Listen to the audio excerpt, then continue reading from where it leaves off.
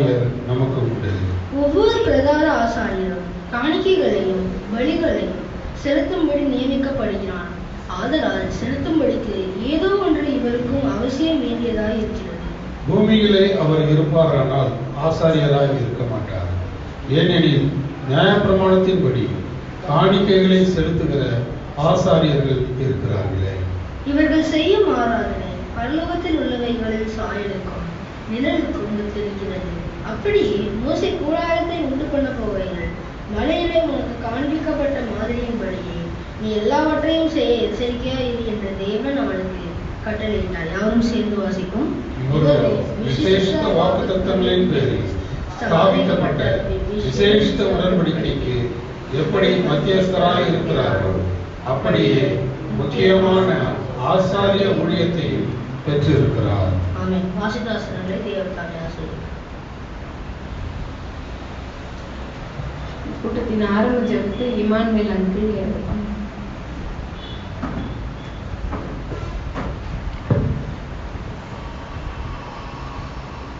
இரக்கம், கிருபை, நீடிய சாந்தம் உள்ள உண்மையுள்ள தேவனே,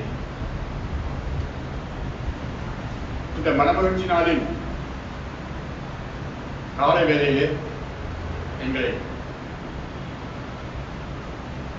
தாழ்த்தி உமது பாதத்திற்கு சாஷ்டாங்கமாய் ஒப்புவித்திருந்த தேவனே, ஒரு சிலராய் நாங்கள் கூடி உம்மை தொழுது கொள்ள எங்களுக்கு இந்த தருணத்தை தந்தீர். எங்களுக்கு ஆயுஷ் நாட்களை கூட்டி தந்திருக்கிறீர்.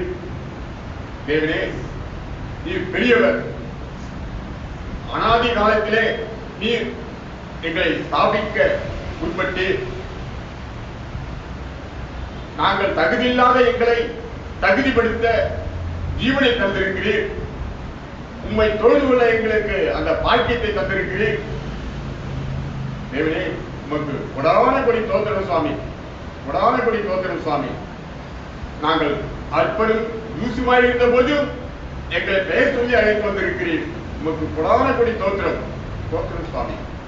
இந்த நாளிலே நடக்க இருக்கிற ஒவ்வொரு ஆராதனையில் நீர் இருந்து அந்த ஒவ்வொரு கருத்துகளும் எங்கள் வாழ்க்கையில் இருக்கிற கலைகளை அகற்றிக் கொள்ள, எங்களை புதுப்பித்துக் கொள்ள நீர் வல்லமையை தாரும். எலிசார் கேட்டுக்கொண்டது போல நாங்கள் இரட்டிப்பான ஆவியை நாங்கள் விரும்புகிறோம் சுவாமி. நாங்கள் அதை வாங்கிக்கிறோம் சுவாமி. தேவனே, நீர் தந்தர்களும் உம்மண்டலே வருகிறோம். ஒரு காலம் ஒரு பொழுதும் ஒருவரை நீர் புறம்பே தள்ளுவதில்லை என்பதை நாங்கள் விசுவாசிக்கிறோம் சுவாமி. தேவனே, எங்களை கண்ணுக்கு பாருங்க. எங்களுடைய நடை உடை பாவனைகள் அனைத்தையும் நீர் அறிந்திருக்கிறீர்கள் சுவாமி. உமக்கு முன்பாக ஒன்றும் மறைக்கப்படுவதில்லை. நீ சுத்தம் உள்ளவராயிருக்கிற காரணத்தினாலும் நாங்கள் சுத்தமாய் இருக்க வேண்டும். நீர் வாஞ்சிக்கிறீர். எங்களை சுத்தப்படுத்த உண்மையிலே ஆகும் சுவாமி. நாங்கள் தரித்திரரும் கந்தை துணியை உடுத்திக் கொண்டு இருக்கிறவர்களாக இருக்க எங்களை நீர் யோசுவாவுக்கு உடுத்தியது போல எங்களுக்கும் ஆடையை தந்து உமது ராஜ்யத்துக்கு எங்களை ஏற்றுக்கொள்ள செஞ்சுக்கிறோம் சுவாமி. சொன்ன தேவனே, எங்கள் ஜபத்தை இயேசுவின் நாமத்தினாலே மிக தாழ்மையோடு கெஞ்சி கேட்டுக்கொள்கிறோம் பிதாவே. ஆமென்.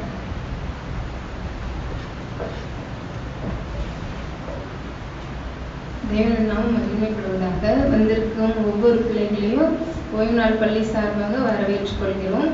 இப்பொழுது இயற்கை செய்தியை ஏஞ்சல் அவர்கள் பகிர்ந்து கொள்வார்கள்.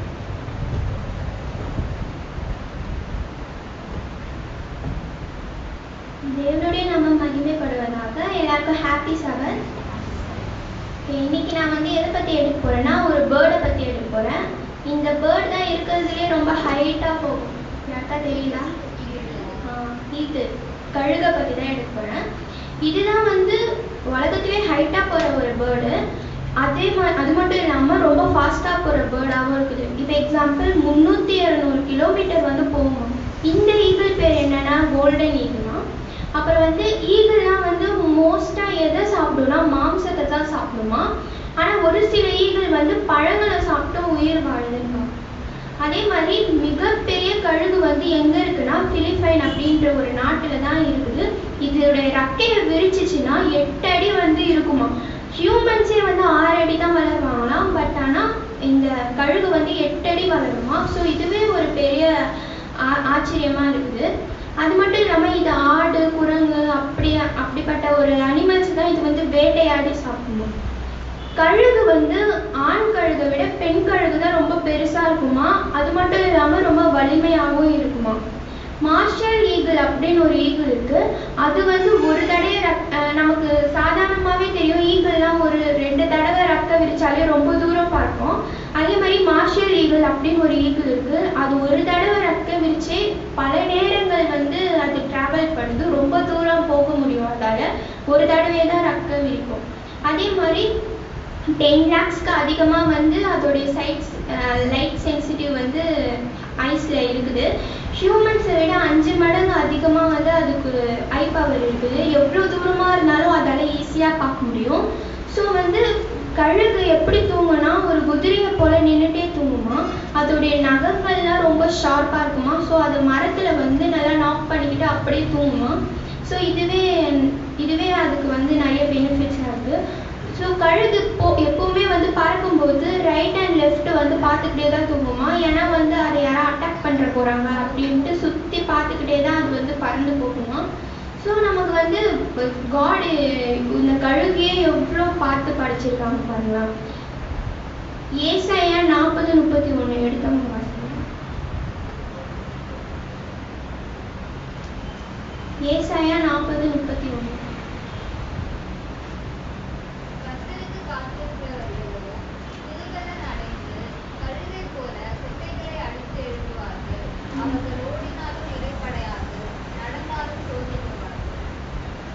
ஸோ இங்கே வந்து பைபிளில் ஈகிளை பற்றி சொல்லியிருக்காங்க. ஈகிள் எப்படின்னா அது வந்து 70 வருஷங்கள் வாழுமா. கிட்டத்தட்ட ஹியூமன்ஸ் மாதிரி தான். அது வந்து 30 வயசு வரைக்கும் அது ரொம்ப ரொம்ப வலினமாக ரொம்ப ஸ்ட்ராங்காக இருக்கும். அந்த 30 வயசு ஆகும்போது அதோடைய வயசான காலத்தில் நல்லா பறக்கிறதுக்கு முன்னாடியே வந்து அது ப்ரிப்பேர் பண்ணிக்குமா. அதோடைய சிறகுகள்லாம் அது கடிச்சு எடுத்து மூக்கெல்லாம் அது புதுசாக வளருமா, புது சிறகுகள் அடிக்குமா. அந்த ஈகிளுக்கு வந்து எவ்வளோ வயசானாலும் இந்த மாதிரி அது வந்து முன்னாடியே முயற்சி செய்யறதுனால அதோடைய யங் கண்டிஷனில் இருக்கும்போது எப்படி பறக்குதோ, எப்படி சூப்பராக கண்ணு தெரியுதோ அதே போல தான் அதுக்கு வயசானவங்களுக்கும் தெரியுமா. அந்த ஃபாஸ்ட் வந்து குறையவே குறையாது. இது சங்கீதம் 103:5.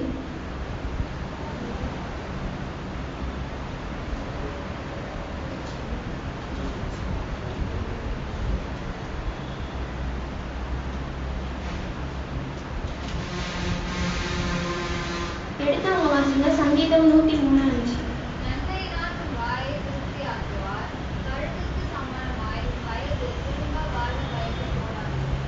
ஸோ இந்த கார்டு என்ன சொல்கிறாங்கன்னா கழுகுக்கு சமமாக நம்மளை வந்து பண்ண அப்படின்னு சொல்கிறாங்க. ஸோ அப்போ கழுகு பார்த்திங்கன்னா எவ்வளோ ஸ்ட்ராங்குன்னு நம்ம பார்க்குறோன்னா அது எவ்வளோ நாளானாலும் ரொம்ப ஸ்ட்ராங்காகவே இருக்கும் அது சாகிற வரைக்கும். ஸோ காட் எவ்வளோ அழகாக கழுகை படைச்சிருக்காங்க பார்த்தீங்களா. அது கழுகையே இவ்வளோ யோசித்து படைக்கும் போது நம்மளை கண்டிப்பாக காட் ரொம்ப யோசித்து படைச்சிருப்பாங்க. பட் அதுதான் நமக்கு புரிய மாட்டுது. ஸோ நம்ம அதை புரிஞ்சுக்கிட்டு காடுக்காக செய்கிறதுக்காக உதவி செய்வாராங்க. தேவனுக்காக உதவி செய்வாராங்க. ஆமென்.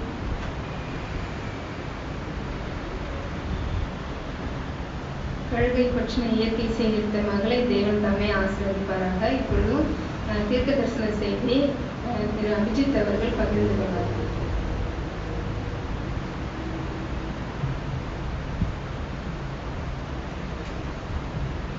எனக்கும் என்னுடைய ஓய்வு நாள் வாழ்த்துக்கள். நாளிலும் கல்வி அப்படின்ற புஸ்தகத்தை 31ஆம் அதிகாரத்திலே சில வரிகள் நான் பகிர்ந்து கொள்கிறேன். லைஃப் ஒர்க் அப்படின்ற தலைப்பு, அதாவது வாழ்க்கை தேவன் அழைக்கக்கூடிய ஒரு வேலை அப்படின்ற இடத்துல சொல்லியிருக்கிறாங்க.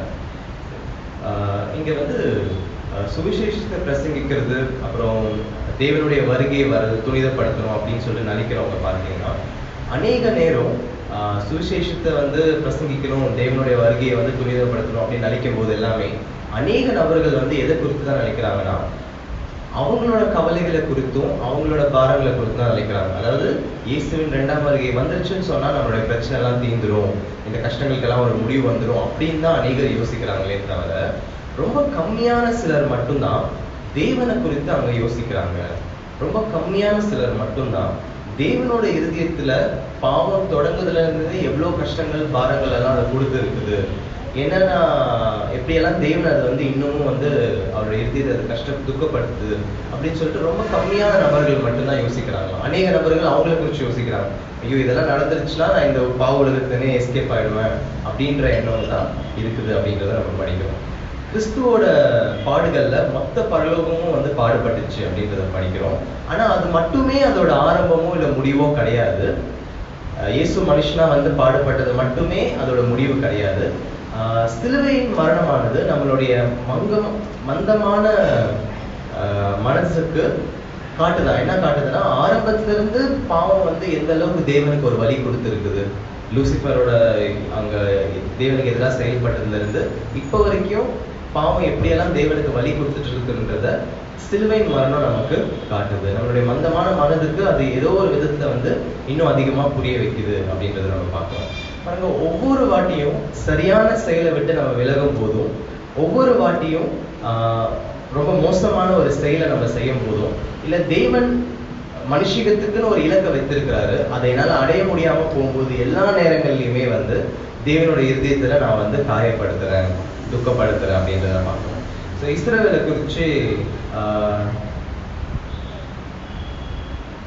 ஜட்ஜஸ்ன்ற புஸ்தகத்துல வாசிக்கும் போது நம்ம பார்க்கிறோம், இஸ்ரவேலுக்கு என்னென்ன துக்கங்கள் வந்துச்சோ அங்க வந்து தேவனும் அவங்களோட கூட அவருடைய மனதும் அவங்க துக்கப்படுது அப்படின்றத நம்ம பார்க்கிறோம். ஐசியா 63:9 நம்ம வாசிக்கிறோம், அவங்க பாடுபட்டதுல எல்லாமே தேவனும் வந்து அந்த மக்களோட சேர்ந்து பாடுபடுறாரு, தேவனையும் அவங்களை தூக்கி சுமக்கிறாங்க அப்படின்றத நம்ம வாசிக்கிறோம். அப்போ ஒவ்வொரு சூழ்நிலையுமே பார்க்கும்போது எங்கெங்கெல்லாம் அவருடைய ஜனங்கள் வந்து தவிக்கப்படுறாங்களோ, எங்கெல்லாம் ஜனங்கள் வந்து சரியானதை செய்யாம போறாங்களோ, தேவனும் அவங்க துக்கப்படுறாங்க, பாரப்படுறாங்க அப்படிங்கிறத நம்ம பார்க்கிறோம்.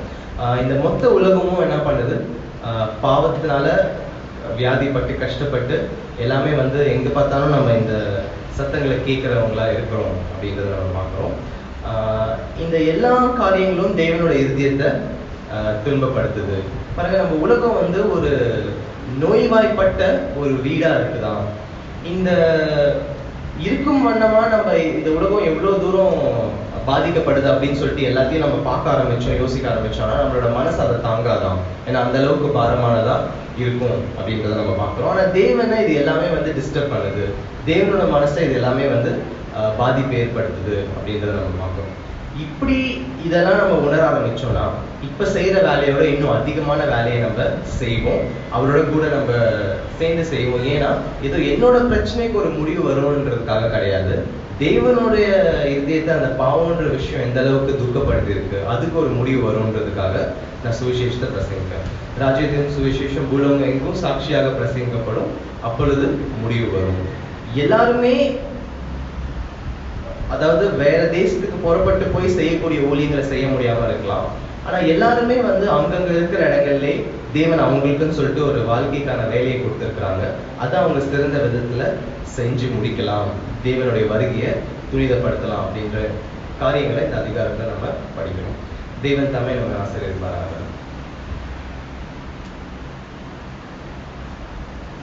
தேவனை குறித்தும் யோசிக்கணும், தேவனும் நமக்காக துக்கப்படுறாங்க, கஷ்டப்படுறாங்க.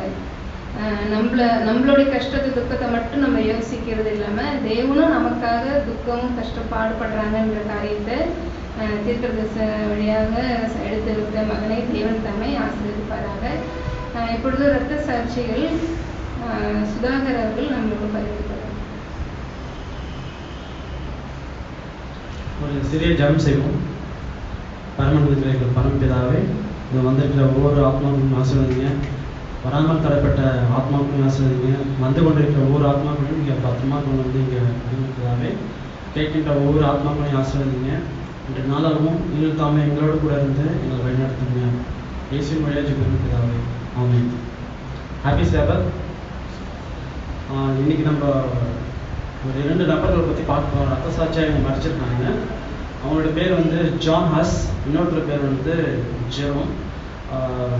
ஏன்னா ஒருத்தவங்களோட நபர் பற்றி எடுக்கலாம்னு நினச்சேன், ஆனால் இவங்க 2 பேரும் ஒன்றா இருந்திருக்காங்க, அதனால் இவங்க 2 பேரையும் நான் சேர்த்து எடுத்தேன். ஜான் ஹஸ் வந்து பொஹிமியா என்ற ஒரு நாட்டில் பிறக்கிறாங்க. அப்போ வந்து அவருக்கு 13 வயசு. அவர் 13 வயசுல இருக்கும்போது விக்லிஃப் வந்து அவரோட டிரான்ஸ்லேஷன் முடிக்கிறார். அப்போ விக்லிஃப் என்ன டிரான்ஸ்லேஷன் முடிக்கிறார் அப்படின்னு பார்த்தீங்கன்னா, அவர் கிரீக்லேருந்து இங்கிலீஷ்க்கு வந்து எல்லா டிரான்ஸ்லேஷனும் முடிப்பார். அப்போ வந்து பார்த்தீங்கன்னா ஃபுல்லாகவே ஓல்டு டெஸ்ட்மெண்ட்டு நியூ டெஸ்ட்மெண்ட் என்ன பண்ணுவார், ஃபுல்லாகவே க்ளோஸ் பண்ணி அந்த டிரான்ஸ்லேஷன் முடிப்பார். அப்போ இவருக்கு இந்த டிரான்ஸ்லேஷன் முடிக்கும் போது ஹஸ்க்கு வந்து என்ன வயசாகும்னா 13 வயசு ஆகும். அப்போ ஜெரோனும் என்ன பண்ணுறாரு, உள்ள அறிமுகமாகிறாரு. அப்போ வந்து ஜெரோம் வந்து பிறக்கும் போது ஜான் ஹஸ் என்ன பண்ணுறாரு, படிக்கணுன்றதுக்காக மேல் படிப்பு படிக்கணும் அப்படின்றதுக்காக பிரேக்குன்ற நாட்டுக்கு என்ன பண்ணுறாரு, அங்கேருந்து போகிறாரு. அப்போ வந்து ஹஸ் வந்து படிக்கும்போது அங்கே இருக்கிற யூனிவர்சிட்டிக்கு எல்லாருக்குமே டீச்சர்ஸ் ஸ்டூடெண்ட்ஸ் எல்லாருக்குமே இவர் ரொம்ப பிடிச்சி போச்சு. இவர் ரொம்ப லைக் பண்ணாங்க. அப்போ பார்த்தீங்கன்னா அந்த இவர் அந்த பொஹிமியா நாட்டில் தானே பிறந்தாரு. அப்போ வந்து பொஹிமியா நாட்டில் இருந்த ராணி என்ன பண்ணுவாங்க, இவரை வந்து சொந்த பிரிஸ்ட் அப்பாயின்மெண்ட் பண்ணிக்குவாங்க, பாதிரியாராக அப்பாயின்மெண்ட் பண்ணி வச்சுக்குவாங்க. அதுக்கப்புறம் வந்து அங்கே இருக்கிற கேபிட்டல் சர்ச்சஸோட தவறான உபதேசங்கள்லாம் யார் பார்ப்பான்னா ஹஸ் பார்ப்பார். ஜானஸ் பார்க்கும்போது இதுனா தவறாக சொல்லிட்டு இருக்காங்க அப்படின்னு சொல்லிட்டு பார்ப்பாரு. அந்த நேரத்தில் வந்து விக்ட்ரிஃபோட ரைட்டிங்ஸ் எல்லாம் யாருக்கு கிடைக்குன்னா ஜானஸுக்கு கிடைக்கும். அதை படிச்சுட்டு என்ன பண்ணுவார், சரி இதை வந்து இப்படியே விடக்கூடாதுன்னு சொல்லிட்டு இவங்களுக்கு அதாவது கேத்தலிக் சர்ச்சுக்கு எகென்ஸ்டாக என்ன பண்ணுவார், பிரசங்கம் பண்ண ஆரம்பிச்சவர். இப்போதான் யார் இன்ட்ரோடியூஸ் ஆகுறாங்கன்னா ஜெரோம் வரார். ஜெரோம் வந்து ஆக்சுவலாக பார்த்தீங்கன்னா ஜெரோம் வந்து இவரு ஸ்டடி பண்ண வரும்போது தான் இவரே பிறக்கிறாரு. இப்போ என்ன ஆகுது, இவங்க கொஞ்சம் வருஷங்கள் கடந்து போயிட்டு ஜெரோம் ஹஸ்ஸும் இப்போ ஃப்ரெண்டாக ஆகிறாங்க. ஃப்ரெண்டாக 2 பேருமே இங்கிலாந்துலேருந்து தான் வராங்க. இப்போ 2 பேருமே என்ன பண்ணுறாங்க, ஒன்றா சேர்ந்து வேலை செய்யணும்னு நினைக்கிறாங்க. ஆனால் அப்போ தான் என்ன நடக்குதுன்னா, இவங்க ஒரு விஷயத்த முன் வைக்கிறாங்க. நீங்கள் இப்படி டீச்சிங்ஸ் எல்லாம் பண்ணீங்கன்னா நாங்கள் வந்து உங்களை பனிஷ் பண்ணணும்னு சொல்லிட்டு பேபசி வந்து அவங்களுக்கு வார்னிங் கொடுக்குறாங்க. இவங்க ஒரு ஐடியா பண்ணாங்க, இவங்க டீச்சிங்ஸ் பண்ணாதானே இப்படி பிரச்சனை வரும் அப்படின்னு சொல்லிட்டு பப்ளிக்ஸ் எல்லாரும் பார்க்குற மாதிரி ஒரு சோறு ஒன்று பார்க்குறாங்க. அந்த சோறு என்ன பண்ணுறாங்க, ஒரு 2 பிக்சர்ஸ் ஒன்று வரைகிறாங்க, பெயிண்டிங்ஸ் மாதிரி வராங்க. எப்படி வரைகிறாங்கன்னா, கிரைஸ்ட் வந்து ஜெருசலேமில் என்ட்ரி ஆகிற மாதிரியும், அவர் வந்து அந்த கழுது மேலே சவாரி பண்ணுற மாதிரியும், ஜீசஸ் எல்லாரையும் ஃபாலோ பண்ணுற மாதிரி ஒரு பிக்சர்ஸ் ஒன்று வரைகிறாங்க. அப்புறம் என்ன வரைகிறாங்கன்னா, போப்பு வந்து ரிச்சான ட்ரெஸ் போட்டுக்கிட்டு அவரை சுற்றியும் அந்த ட்ரம்பெட்ஸ் எல்லாம் வாசிச்சு வருவாங்கல்ல, அது மாதிரி கார்டினல்ஸ் எல்லாம் கூட வர்ற மாதிரியும், அவங்க ரிச்சான ட்ரெஸ் போட்டுன்னு வர மாதிரியும் ஒரு டிராயிங்ஸ் ஒன்று வரைவாங்க, அந்த செவத்தில் வரைவாங்க. அதுக்கப்புறம் ஹஸ்ஸுக்கு அதை பார்த்தோன்னே ரொம்ப இம்ப்ரெஸ் ஆகிடுவார். அங்கே இருக்கிற மக்கள் ஹஸ்ஸும் சேர்ந்து அவங்களுக்கு ரொம்ப பிடிச்சி போயிடும். ஏன்னா இவங்க டீச்சிங்ஸ் பண்ணாதான் இவங்களுக்கு ஆபத்து. இவங்க என்ன பண்ணுறாங்க, பெயிண்டிங்ஸ் மூலிமா இவங்களுடைய டீச்சிங்ஸ் வந்து மக்களுக்கு கொடுக்குறாங்க. அதை பார்த்த உடனே போப்புக்கு வந்து இந்த விஷயம் போயிடுச்சு. இவங்க டீச்சிங் பண்ணக்கூடாதுன்னு சொன்னோம், திரும்ப இவங்க என்ன பெயிண்டிங் மூலிமா டீச்சிங் பண்ணுறாங்கன்னு சொல்லிட்டு அவங்க என்ன பண்ணுறாங்க, போப்புக்கு வந்து ஒரு தடவை ஒன்று போடுறாரு. இதுக்கப்புறம் யாருமே என்ன பண்ணக்கூடாது, வெட்டிங்ஸோ ஃபனரல் மீட்டிங்ஸோ இங்கே காண்டாக்ட் பண்ணக்கூடாது. ஏன்னா இது மாதிரி வந்து ஹஸ் வந்து இது மாதிரி பண்ணிட்டாரு, அதனால எந்த ஒரு நிகழ்ச்சியும் நீ நடத்தக்கூடாதுன்னு சொல்லிட்டு பேப்பர்ஸ் வந்து ஒரு தடை பண்ணிடுவாங்க. அதுக்கப்புறம் ஜான் ஹஸ்ஸை பார்த்துட்டு எல்லாரும் வந்து உங்களால் தான் இப்படி ஆயிடுச்சு, உங்களால் தான் எந்த மீட்டிங்ஸுமே எங்களால் நடத்த முடியும்னு சொல்லிட்டு எல்லா பழியும் யார் மேலே போடுவாங்க, ஜான் ஹஸ் மேலே போடுவாங்க. அதனால ஜான் ஹஸ் என்ன பண்ணுவார், அந்த குறிப்பிட்ட நேரத்தில் மட்டும் அவங்க என்ன பண்ணுவார், அங்கே இருக்க மாட்டார். ஏன்னா எல்லாரும் வெறுக்க ஆரம்பிச்சிட்டாங்க இல்லையா. அப்போ இவரும் அந்த இடத்த விட்டு போயிடுவாரு. போயிட்ட உடனே அப்போ என்ன பண்ணுவார், அந்த பேப்பர்ஸ் என்ன பண்ணுவாங்க, திரும்பவும் அவங்க போட்ட எல்லா சட்டத்தையும் திரும்ப பெற்றுக்கொள்வாங்க. முன்னாடி தடை செஞ்சிருப்பாங்க இல்லையா, அதை திரும்ப என்ன பண்ணுவாங்க, பெற்றுக்கொள்வாங்க. இவங்க பெற்றுக்கொண்ட அடுத்த நிமிஷம் யார் உள்ள வந்துருவா, ஜானஸ் உள்ள வந்துடுவார். திரும்ப அவர் எப்பன்னு சான்ஸ் கிடைக்க காத்துட்டே இருந்தாரு. இந்த தடை போனதுக்கப்புறம் திரும்ப ஜானஸ் உள்ள வந்த பிறகு திரும்ப என்ன பண்ணிடுவாரு, திரும்ப பிரசங்கம் பண்ண ஆரம்பிச்சுவாரு. மக்கள் அதை பார்த்து ரொம்ப கலிகூற ஆரம்பிச்சிட்டாங்க. இந்த நேரம் பார்த்து போப்புக்கு ரொம்ப செம்ம கடுப்பாயிடும். ஏற்கனவே இவங்க பண்ண இதுக்கு தான் எல்லாத்தையும் என்ன பண்ணி வச்சிருப்பாங்க, ஸ்டாப் பண்ணி வச்சிருப்பாங்க எல்லா மீட்டிங்ஸையும். இப்போ திரும்ப உள்ள வந்து என்ன பண்ணுவாங்க, அவங்க சம்மன் அனுப்பிச்சிருவாங்க ஜான் ஹஸ்ஸுக்கு. நீங்க வந்து என்ன பண்ணணும், சுவிட்சர்லாண்டில் கான்ஸ்டன்ஸுக்கு எங்களுக்கு வந்து மீட்டிங் நீங்கள் அட்டன் பண்ணி நீங்கள் பதில் சொல்லி ஆகணும் அப்படின்னு சொல்லிட்டு அவருக்கு ஒரு சம்மன் அனுப்புவாங்க. அப்போ வந்து பொஹிமியன்ல யார் வந்து எம்பரரா இருப்பாங்கன்னா, சிகிஸ்மண்ட் அப்படின்ற ஒரு எம்பரரா இருப்பாரு. அவர் வந்து ஒரு வாக்கு ஒன்று கொடுத்துருவாரு, ஜானஸ் நீங்க இங்க வரும்போது நீங்க எப்படி இருப்பீங்க, பாதுகாப்பா தான் இருப்பீங்க, உங்களுக்கு எந்த ஒரு ஆபத்தும் வராது அப்படின்னு சொல்லிட்டு சிகிஸ்மண்ட் ஒரு வாக்கு கொடுப்பாரு. ஆனா இது பின்புலத்துல என்ன இருக்குன்னா, அவர் கொல்லணும் தான் திட்டம் போடுவாங்க.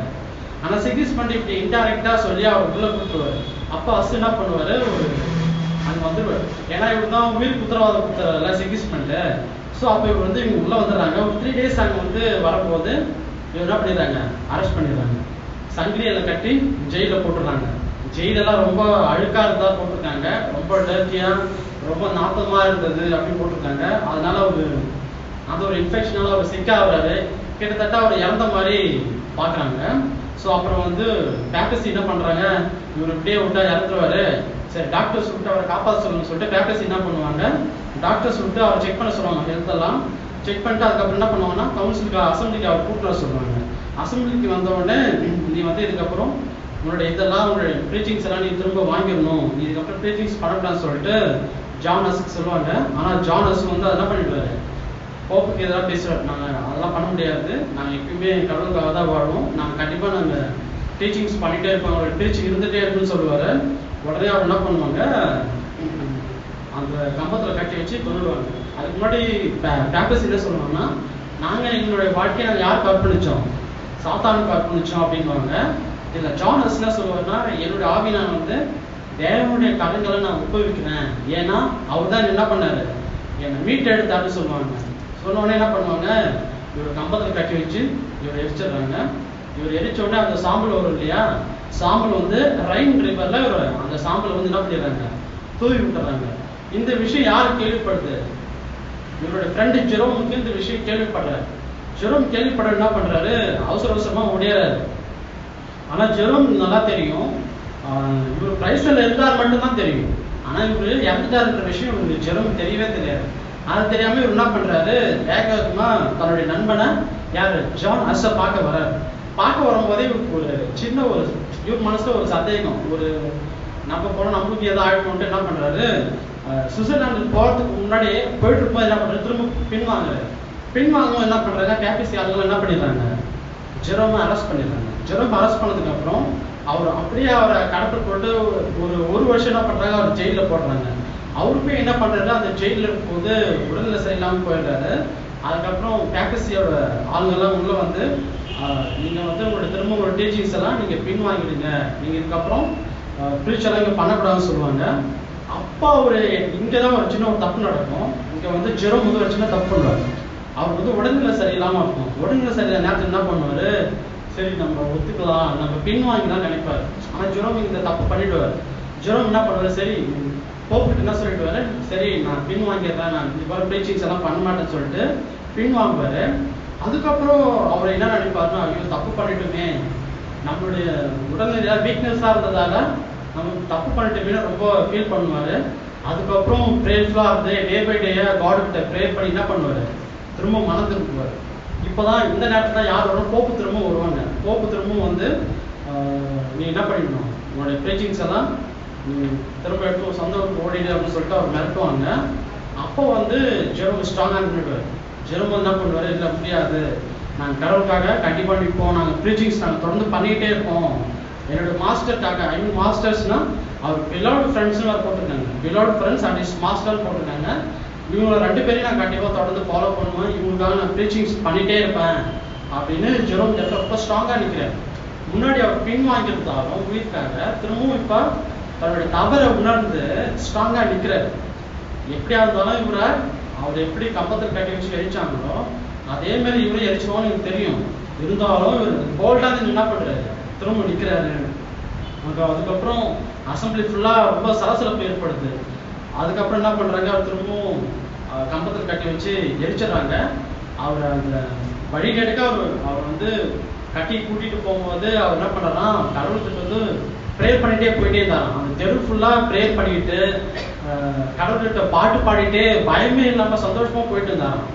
அதனால அவருக்கு அந்த தனக்கு நடக்க போற தண்டனை குறிச்சோ அது வலிக்குமே, நம்ம எரிய போறோமேன்ற ஒரு பயமே இல்லாம போனதான் அதை எழுதியிருக்காங்க. அப்புறம் இவங்க இப்போ ஜெரோம் இறந்துட்டாரு இல்லையா, இப்போ ஜான் ஹஸ் இறந்துட்டாரு, ஜெரோம் இறந்துட்டாரு. ஓகேவா, இப்போதான் வந்து ஒரு பெரிய ஒரு ரிஃபார்மேஷனே ஒன்று நடக்குது. இப்போ ஹஸ்ஸோட டெத்தும் ஜெரோமோட டெத்தும் என்ன பண்ணுச்சு, ஒரு பெரிய ஒரு பொஹிமியாவுக்கு ஒரு பெரிய கோபத்தையும் ஒரு பெரிய திகிலையும் என்ன பண்ணிடுச்சு, உண்டாக்கிடுச்சு. ஏன்னா இப்போ 2 பேருமே இல்லை, இவங்க 2 பேர் தான் ட்ரூத்தை சொல்லிட்டு இருந்தாங்க, மக்கள்லாம் சந்தோஷமா இருந்தாங்க.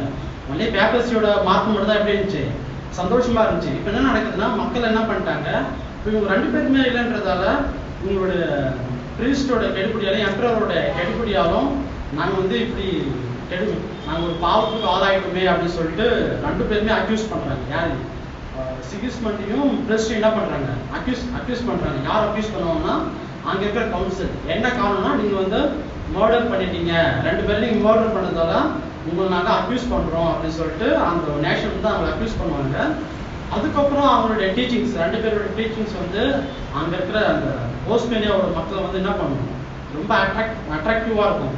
இவங்க இறந்ததுக்கப்புறம் ரொம்ப இன்னமும் அதிகமாக அட்ராக்டிவாக இருந்தாங்க.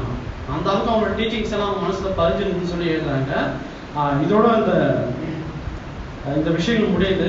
இதில் நம்ம என்ன கற்றுக்கிட்டோம் அப்படின்னா, சாவு வரப்போகுதுன்னு தெரிஞ்சு என்ன பண்ணாங்க, தங்கள் உயிரையும் பொருட்படுத்தாமல் மக்களே என்ன பண்ணாங்க, இறங்கி வந்திருக்காங்க. ஜான் ஹஸ்ஸும் ஜெரோமும் என்ன பண்ணியிருக்காங்க, தன் உயிரையும் படையமா வச்சு கடவுளோட டீச்சிங்ஸ் எல்லாம் அவ்வளோ டைம் ஸ்பெண்ட் பண்ணி இந்த நிகழ்ச்சியை நடத்திருக்காங்க. அவங்க டைம் பண்ணியிருப்பாங்க. ஆனால் நம்ம என்ன பண்ணுறோம், நம்ம இதுவே பண்ணுறதே இல்லை. உலக பிரகாரமான வேலைகள், உலக பிரகாரமான படிப்பு, வாழ்க்கைகள், ரொம்ப அற்பமான அந்த வாழ்க்கையை நம்ம என்ன பண்ணுறோம், நம்ம கடவுளை பார்த்துட்டு தவறான வழியெல்லாம் போயிட்டு இருக்கோம். ஆனால் தனக்கு சாவு நேரிடும் என்று தெரிஞ்சு என்ன பண்ணியிருந்தாங்க 2 பேருமே கடவுளுக்காக என்னாங்க. நீங்களும் அதே மாதிரி நீங்களும் நம்மளும் என்ன பண்ணணும், என்னதான் ஆபத்து வந்தாலும் நம்ம கடவுளுக்காக நிற்கணுன்றது தான் இதில் நம்ம கற்றுக்கணும். தேவன் தாமே உங்களுக்கு ஆசிரியப்பாராங்க. அவங்களுக்கு